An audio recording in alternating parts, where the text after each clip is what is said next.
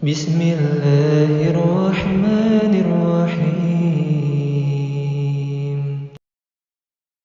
Beberapa hari yang lalu kami bertemu dengan salah satu jamaah yang dimana ketika jamaah itu menyampaikan perihal tentang udzur yang tidak bisa hadir di pengajian kita, maka dia nyampaikan, "Afwan Ustadz, saya tidak bisa hadir karena nenek saya meninggal dunia, sehingga saya harus takziah." Maka anak sampaikan nggak ada masalah ya, karena itu merupakan kewajiban bagi cucu ataupun anak terhadap orang tua, terhadap kakek dan neneknya untuk mengurus jenazahnya ketika meninggal dunia, dan lebih itu memperhatikan, dan toh itu pun ya hanya sekali dilaksanakan ya. Maka insya Allah yang akan datang bisa antum hadir. Kemudian saya bertanya kepada beliau, kira-kira berapa umur nenek antum ya, nenek panjenengan ya?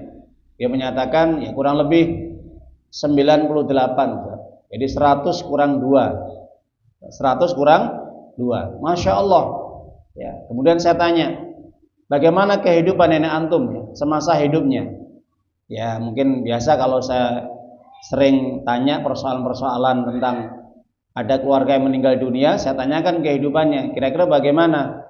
Apakah beliau semasa hidupnya betul-betul menjadi orang yang solehah ya, atau menjadi orang yang senantiasa menjalankan sholatnya, menjalankan kewajiban yang lain? Maka beliau menjawab, insya Allah Ustaz, selama saya ketahui dia masih tetap bisa menjaga ibadah sholatnya ya.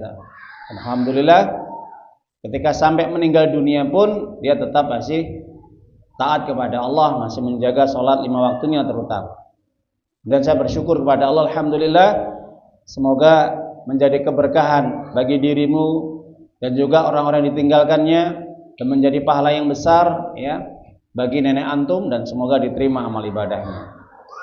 Para jamaah Bapak Ibu yang dimuliakan oleh Allah Subhanahu wa taala, kalau melihat daripada percakapan ini tadi, saya teringat terkait dengan manfaat bahwa orang yang meninggal dunia, ketika dia senantiasa beriman kepada Allah dan senantiasa beramal solih, paling tidak kematian yang seperti ini disebutkan oleh Allah dan Rasulnya, dan juga oleh para ulama difatwakan atau diterangkan, paling tidak memiliki 3 keutamaan. 3 keutamaan yang dimiliki oleh si mayit atau jenazah dari kalangan orang-orang mukmin yang semasa hidupnya dia orang yang baik, orang yang solih, orang yang taat, senantiasa menjaga perintah-perintah Allah dan kewajibannya. Yang pertama, keutamaan orang yang meninggal dunia dari kalangan orang mukmin yang senantiasa dia tetap istiqomah mentaati Allah sampai akhir kehidupannya, sampai kematiannya datang. Maka orang yang seperti ini, maksudnya adalah orang mukmin yang seperti ini, itu sudah diberi kabar gembira oleh Allah. Apa kabar gembiranya? Jelas surga. Maka hal ini disampaikan oleh Allah. Kalau kita kembali di dalam surat Fussilat, surat yang ke-42, 41, surat Fussilat surat 41 ayat yang 30, di situ Allah menyampaikan perihal orang-orang yang semasa hidupnya dia beriman kepada Allah, mentauhidkan Allah, beribadah hanya kepada Allah, tidak menyekutukan Allah, tidak berbuat syirik, dan dia tetap istiqomah dalam keimanannya dan ketaatannya dia kepada Allah, istiqomah lurus, dia tidak menyimpang, tidak menyelisih syariatnya, aturannya. Maka orang yang seperti ini insya Allah, apa yang diberitakan oleh Allah di dalam surat Fussilat surat 41 ayat 30, Allah kabarkan orang seperti ini sudah dipersiapkan surga nanti pada hari kiamat, di akhirat kelak. Ini ketika dia meninggal dunia saja sudah dapat kabar gembira ya, Masya Allah. Makanya Allah terangkan, innal ladzina qalu rabbuna Allah tsumma istaqamu tatanazzalu alaihimul malaika alla takhafu wa la tahzanu wa basyiru bil jannati allati kuntum tu'adun. Sesungguhnya orang-orang yang senantiasa dia menyatakan dirinya, mengakui bahwa Tuhan kami hanya Allah Subhanahu wa taala yang kami ibadahi, yang kami taati, yang kami ikuti. Apapun keadaannya, dimanapun berada, tetap Allah yang kami sembah, Allah yang kami tauhidkan, Allah yang kami esakan, Allah yang kami muliakan dan kami agungkan. Maka orang seperti ini akan tetap istiqomah dalam hidupnya. Artinya tetap ibadah kepada Allah, tetap menyembah Allah, tetap dia mengingat ya, Allah Subhanahu wa taala dalam kondisi apapun, dalam kondisi sakit, dalam kondisi kaya, miskin, sehat, atau bepergian safar kemanapun, tetap dia ingat kepada Allah. Ini orang istiqomah, dan dia berpegang teguh kepada agama Allah dengan sebaik-baiknya, mengikuti Al-Quran dan juga senantiasa menghidupkan sunnah-sunnah Rasulnya Sallallahu Alaihi Wasallam. Maka orang seperti ini, insya Allah para malaikat ketika mengambil ruhnya, baik malaikat maut dan malaikat yang lainnya, senantiasa memberikan apresiasi, memberikan pujian, bahkan mendoakan untuk si mayit agar senantiasa si mayit ini diampuni dosa-dosanya dan dimasukkan ke dalam surga. Maka jelas para jamaah Bapak Ibu yang dimuliakan oleh Allah, Allah katakan alla takhafu wa la tahzanu. Ketika para malaikat turun menyambut ruh orang mukmin ini yang semasa hidupnya dia bekerja keras dan senantiasa semangat, energik, istiqomah untuk ibadah kepada Allah sampai datang kematiannya, maka para malaikat menyambut dengan sukaria. Senang Pak, Bu. Malaikat itu senang kalau melihat mayitnya orang-orang mukmin, itu senang sekali. Ya, bagaimana mereka menyambut ruhnya orang mukmin. Allah takhafu wa la tahzanu wa basyiru bil jannati allati kuntum tu'adun. Hari ini, saat ini, mulai saat ini ya, hari ini nggak usah khawatir, tidak usah takut. Kenapa? Allah sudah memberikan jaminan kepada Anda bahwa Anda sudah disiapkan tempat tinggal Anda nanti di surga. Masya Allah. Ya. Jadi itu keutamaan yang pertama. Orang mukmin ketika meninggal dunia itu sudah mendapatkan janji kabar gembira bahwa dia akan mendapatkan tempat tinggalnya di surga. Itu yang pertama. Yang kedua, keutamaan bagi orang yang meninggal dunia dari kalangan orang mukmin yang senantiasa dia betul-betul istiqomah di jalan Allah, maka orang yang seperti ini, kematian bagi dirinya ada merupakan sebagai bentuk istirahat dan kenikmatan. Kenapa Bapak Ibu? Karena orang mukmin itu kalau meninggal dunia itu kan merupakan selesai urusannya, terputus semuanya amalannya. Nah, ketika dia sudah meninggal dunia, otomatis dia akan mendapatkan hasil apa yang dia tanam. Dia akan memanennya. Maka disitulah sebagai bentuk rohah istirahatnya dia. Sudah selesai, kerja kerasmu sudah selesai, usahamu sudah selesai, semua apapun amal yang kamu kerjakan selesai sudah. Tinggal kamu istirahat. Itu bagi orang mukmin. Sehingga orang mukmin itu merasakan nikmatnya, merasakan bahagianya. Kenapa? Setelah itu sudah nggak bekerja lagi. Setelah itu kemudian dia tidak akan merasakan berat dalam dia beramal, dalam dia beribadah. Sudah selesai, sudah. Ini bagi orang mukmin, Pak Bu, ya. Sebaliknya bagi orang kafir, apa yang terjadi? Ketika kematian datang, yang terjadi apa? Penyesalan yang luar biasa, dan itu terus-menerus yang akan menghantui dirinya. Makanya Nabi Muhammad SAW menjelaskan dalam hadis Imam Ahmad, dikatakan mautul fujaah rohatul lil mu'min wa akhdatu asib lil kafir. Bahwa kematian orang mukmin itu merupakan istirahat baginya. Jadi para jamaah Bapak Ibu, meskipun meninggalnya dia mendadak ya. Di sini katakan mautul fujaah atau fajaah itu meninggalnya mendadak. Ya, baik itu dia meninggal masih muda atau mungkin sudah tua. Tapi pada intinya kematian orang mukmin itu adalah rohah. Sebagai bentuk istirahatnya dia dari kepenatan, kecapean, segala apapun yang dia merasakan berat, ujian yang dia terima, yang dia alami di dunianya, kemudian dia sabar dan tetap dia istiqomah, maka itu merupakan istirahatnya dia, sudah selesai. Ya. Dan istirahat ini akan terus berlalu, terus berlama sampai datangnya hari kiamat, sampai nanti penentuan yaumul hisab. Setelah dibangkitkan dari alam kubur. Masya Allah Pak Buge, itu nikmatnya orang mukmin, istirahat sudah. Kenapa? Di sini para ulama mengatakan rohah di sini adalah dia tidak akan pernah merasakan rasa takutnya, rasa capeknya, atau pikiran-pikiran yang lain bahwa nanti dia akan mendapatkan apa? Ancaman-ancaman siksa atau yang lainnya. Kenapa? Dia akan mendapatkan kenikmatan di alam kubur dan kenikmatan di akhirat, dimasukkan ke dalam surga abadi selama-lamanya. Ya, jadi Bapak Ibu, tidak usah khawatir Pak Bu.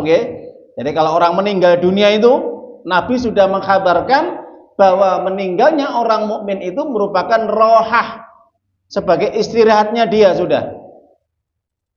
Sebaliknya bagi orang kafir penyesalan yang luar biasa. Kenapa? Karena orang kafir semasa hidupnya dia tidak pernah memikirkan apa yang akan terjadi setelah meninggalnya dia, setelah kematiannya. Dia tidak pernah berpikir.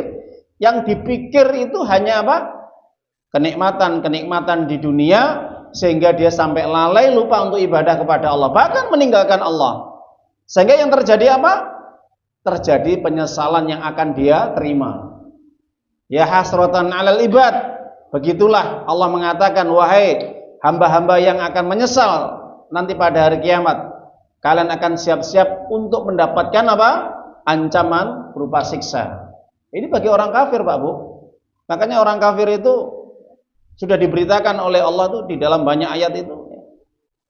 Dia nikmatnya sementara, penyesalannya selama-lamanya. Ini orang kafir. Nah itu.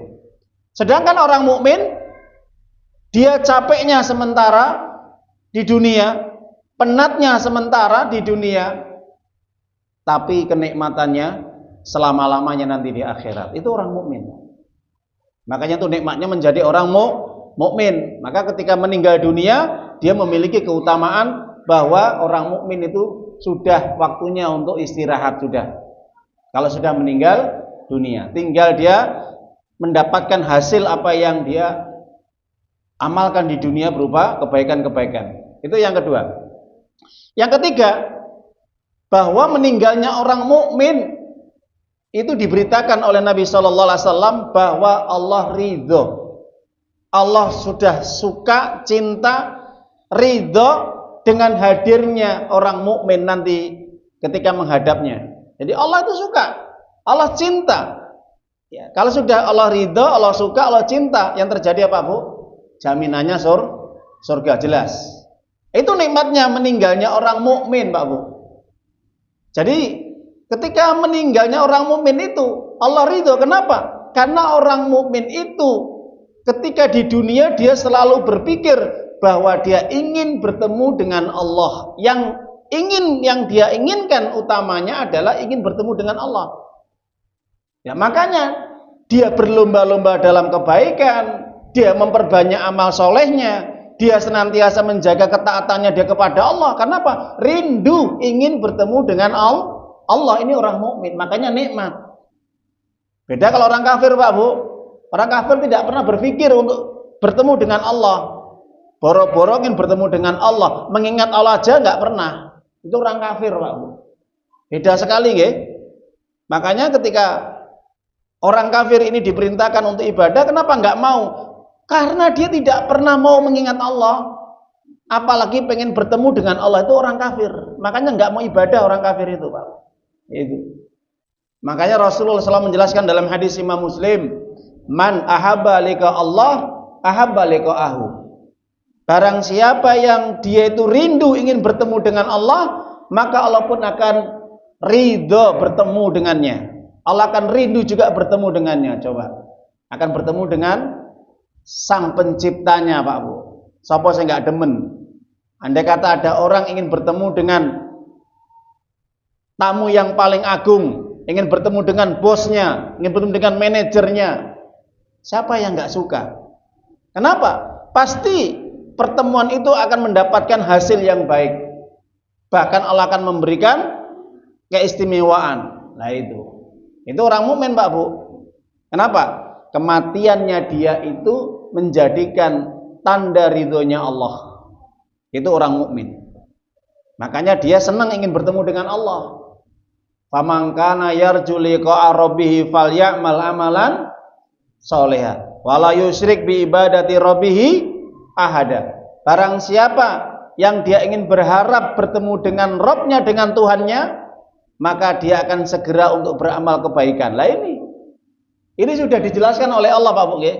Dia akan senantiasa menjaga amal solehnya dan hidupnya tidak akan pernah dia sia-siakan, apalagi sampai dia menyekutukan Allah, berbuat syirik kepada Allah, ataupun melakukan perbuatan-perbuatan dosa besar. Kenapa? Karena bagi dirinya itu sesuatu yang nanti menjadi penghalang dia untuk bisa bertemu dengan Allah. Karena syirik itu merupakan mahjub. Apa mahjub? Penghalang. Penghalang untuk bisa bertemu dengan Allah, itu syirik, Pak Bu. Hati-hati, nggih. Nah itu. Maka kalau kita lihat orang mukmin ketika dia sudah meninggal dunia, maka ini merupakan kabar gembira yang disampaikan oleh Nabi. Ini tandanya dia sudah rindu kepada Allah. Makanya Bapak Ibu, di antara kita yang masih hidup ini, kira-kira rindu nggak kepada Allah? Rindu nggak? Kalau nggak rindu kepada Allah, ini perlu dipertanyakan. Kenapa? Jangan-jangan selama ini apa yang kita amalkan itu bukan karena Allah. Begitu? Nah ini kan sia-sia nanti. Apa yang kita dapatkan kalau selama ini kita amalkan bukan karena Allah, bukan lillahi ta'ala. Padahal orang beramal itu, orang melakukan ketaatan tuh hanya karena Allah. Radhiyallahu anhum wa radu'an. Orang mukmin itu ketika dia melakukan berbagai amal kebajikan karena dia ridho atas apa yang Allah perintahkan untuk dirinya. Dia legowo, Pak. Dia nerimo ing pandum, ikhlas, tanpa ada beban, tanpa ada tekanan. Itu orang mukmin. Nah itu. Maka dikatakan oleh Allah, radhiyallahu anhum wa radu'an. Jadi orang mukmin itu ridho kalau diperintah oleh Allah, seneng, marem, nggih, nerimo, ikhlas, tanpa ada beban dalam dirinya. Maka orang seperti ini pasti Allah pun ridho. Allah senang, Allah menerima segala amal ibadah yang dia kerjakan. Maka orang seperti ini pasti nanti akan bisa bertemu dengan Allah. Itu nikmatnya orang mukmin, beda orang kafir. Kata Nabi apa? Man kariha liqa Allah kariha liqahu. Sebaliknya, orang itu kalau tidak senang ingin bertemu dengan Allah, Pak, ya, mboten kersa nggih, pengen bertemu dengan Allah, maka tandanya orang seperti ini tidak ingin dia masuk surga. Kenapa? Karena dia sudah tidak ingin bertemu dengan Allah. Allah pun tidak suka bertemu dengannya. Bayangkan, Pak, orang-orang yang semasa hidupnya dia ini tidak pernah berpikir, ya, apa sih tujuan hidupnya dia? Kalau bukan nanti akhir kehidupannya nanti setelah kematiannya, ujung-ujungnya nanti masuk surga. Tapi tidak bagi orang kafir. Bagi orang kafir itu yang dipikir kesenangan, kenikmatan, berfoya-foya, menghabiskan waktunya, umurnya hanya untuk urusan-urusan dunia, bahkan terjerumus dalam perbuatan maksiat. Lah ini, maka orang seperti ini tidak akan pernah dia berpikir, ya, ingin kangen bertemu dengan Allah. Ya, dia tidak pernah ridho dengan apa yang Allah perintahkan, yang Allah berikan. Ya, amanah-amanah tidak dijalankan dengan sebaik-baik mungkin. Ya, makanya para jamaah Bapak Ibu, beda jauh kehidupan antara orang mukmin dengan orang kafir itu beda jauh sekali. Bahkan sampai meninggalnya pun Allah sudah tetapkan ada perbedaan yang signifikan. Ya, makanya para jamaah Ibu, jangan pernah kita sia-siakan hidup kita mumpung masih kita hidup. Karena hidup kita ini nggak lama, sebentar sekali. Makanya Nabi Shallallahu Alaihi Wasallam senantiasa mengingatkan kepada kita, aksiru dzikra hadimil ladzat yaknil maut. Perbanyaklah mengingat pemutus kenikmatan dunia, kelezatan dunia, yaitu kematian. Kenapa? Kalau kematian secara tiba-tiba menghampiri kita, ya, kita mati dalam kondisi kita menjadi orang yang baik, orang yang beriman, maka Allah sudah berikan nikmat yang sudah disediakan untuk kita, maka kita menjadi orang yang sangat beruntung, orang yang sukses hidupnya, orang yang betul-betul mendapatkan apa? kepuasan. Maka oleh karena itu para jamaah Bapak Ibu, sekali lagi kami sampaikan, kita gunakan waktu kita gunakan umur kita yang sebentar ini untuk senantiasa memperbanyak ibadah, ya. Boleh kita melakukan hal-hal yang mubah, melakukan hal-hal yang mungkin itu kita kadang-kadang ada rasa bosan, tapi jangan terlalu kita terus-menerus seperti itu, ya. Ada kalanya iman itu turun, ada kalanya iman itu juga naik, ya. Tapi jangan terus turun terus, Pak Bu. Nah, ini bahaya sekali nanti. Sebisa mungkin ya dipertahankan, ya. Paling tidak kita gunakan aktivitas untuk hal-hal yang bermanfaat, ya. Baca buku, baca Quran, kitab-kitab, ya, ulama ataupun yang bisa memberikan manfaat, dengarkan ceramah-ceramah, murotal, ya. Banyak berzikir, di sela-sela kesibukan kita sempatkan baca Quran. Nah, itu terus aktivitas kita. Kenapa? Kita tidak tahu suatu saat nanti kematian akan menghampiri kita. Nah, itu pesan yang kami sampaikan untuk diri saya pribadi dan juga kepada para jamaah, ya. Semoga apa yang telah diberitahukan oleh Nabi bahwa kita pengen menjadi manusia yang terbaik, maka ketika dikasih umur yang panjang, isilah dengan kebaikan. Itu yang dikatakan oleh Nabi, sebaik-baik manusia, ma khairun nas man tala umruhu wa sunamalu. Sebaik-baik manusia dikasih umur yang panjang, artinya dia masih ada kesempatan, ya, dengan umur yang banyak, misalkan kasih umur 50, kasih umur 60 sampai 70 bahkan lebih seperti tadi, ya. Hampir 100, ya. Tapi alhamdulillah dari sekian umur yang begitu panjang, yang begitu banyaknya, bahkan bonusnya juga banyak, ternyata diisi dengan kebaikan-kebaikan. Itu merupakan orang yang insya Allah yang baik, ya. Itu wallahu a'lam bishawab. Ayyuhalladzina amanu ittaqullaha haqqa tuqatih wa la tamutunna